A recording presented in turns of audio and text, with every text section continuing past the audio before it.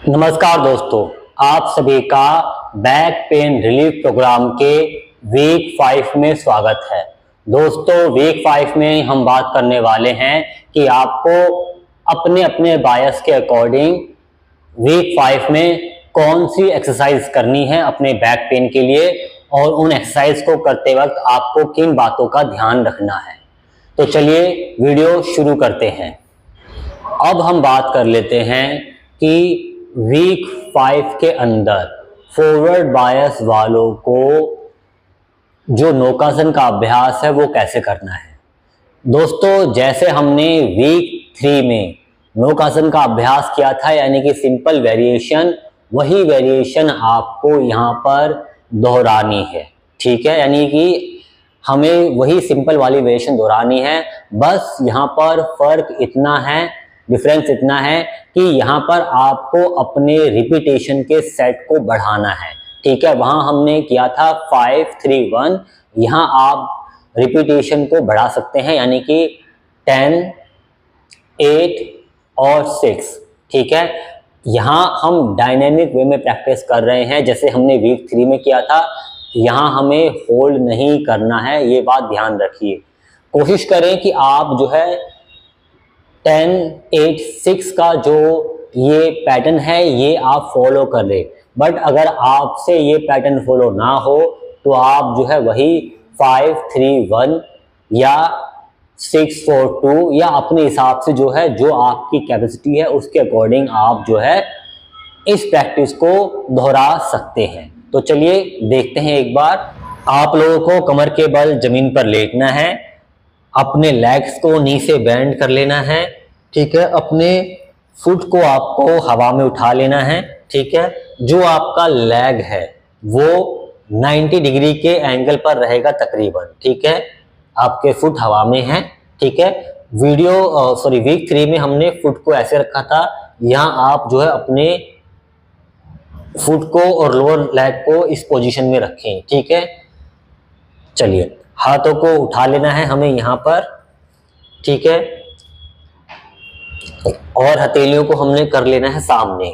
उसके बाद जैसे बताया गया था, आपको अपने शोल्डर ब्लेड को जमीन की तरफ करना है। ठीक है, शोल्डर ब्लेड को जमीन की तरफ करना है, यहाँ रुकना है, ब्रेसिंग मेंटेन रखनी है।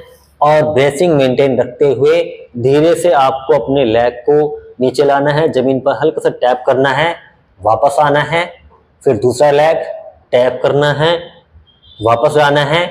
उसके बाद आपका एक आर्म वापस, फिर दूसरा आर्म वापस। ये हुआ एक रिपीटेशन। इसी तरह से आपका सेकंड रिपीटेशन। ठीक है, जाना है, टैप करना है जमीन पर। ठीक है, बारी बारी से आपको अपने आर्म्स को ले जाना है, जमीन की तरफ ले जाना है, वापस लाना है। ठीक है, आपका अपर आर्म कान की सीध में जाए। पर आप ये याद रखिए कि अगर आपका अपर आर्म कान की सीध में नहीं भी जा पा रहा है तो भी कोई दिक्कत वाली बात नहीं है। ठीक है, अगर आपका जो ये हाथ है वो जमीन पर टच नहीं भी कर पा रहा है तो भी कोई दिक्कत वाली बात नहीं है। ठीक है, ये हुई आपकी 2 रिपीटेशन। इस तरह से आपको जो है 3 रिपीटेशन करनी है। ठीक है, बारी बारी से टच, वापस, हाथों को ले जाना है। ठीक है, वापस, फिर आपकी 4th रिपीटेशन।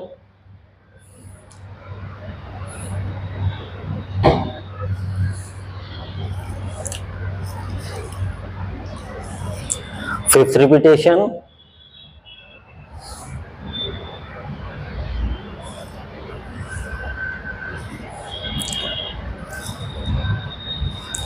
और इसी प्रकार से 6th, 7th, 8th, 9th, 10th। ठीक है, और उसके बाद आराम से आपको वापस आ जाना है। 20 सेकंड आपको रेस्ट करना है।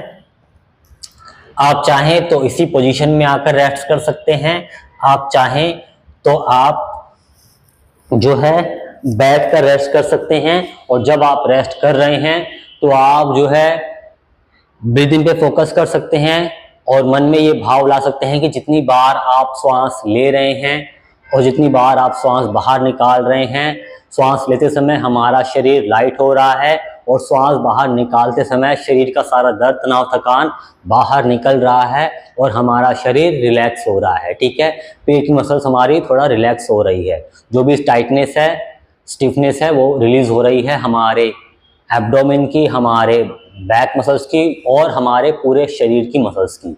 तो ये आप मन में भाव रखते हुए 20 सेकंड रेस्ट कर सकते हैं, कमर के बल लेटे रहकर, ठीक है, या वापस आके। ठीक है, कोशिश करें कि स्टार्टिंग में आप ज़्यादा मूवमेंट ना करें, तो आप कमर के बल लेट कर ही प्रैक्टिस रेस्ट कर सकते हैं। उसके बाद 10 रिपीटेशन के बाद सेकंड सेट में 8 रिपीटेशन, यानी कि आपका लेग नीचे टच करेगा, फिर दूसरा लेग, ठीक है, उसके बाद हाथ, फिर दूसरा हाथ, ठीक है, ये हुआ 1 रिपीटेशन, फिर 2, तीसरा, चौथा, पांचवा, छठा, सातवां, आठवां, वापस से 20 सेकंड रेस्ट और फिर 6 रिपीटेशन। ठीक है, जैसा कि आपको बताया जा चुका है कि अगर आप ये वाला पैटर्न फॉलो ना कर पाए तो आप अपने हिसाब से जो इसमें आप कंफर्टेबल है, यानी कि आप जो है रिपीटेशन को कम कर सकते हैं। एक सेट में आपके रिपीटेशन कम, यानी कि 5, 3 और 1। ठीक है, इस तरह से जो है आप प्रैक्टिस को कर सकते हैं। आई होप आपको ये वीडियो पसंद आई होगी। मिलते हैं अगले वीडियो में। आप सभी का धन्यवाद।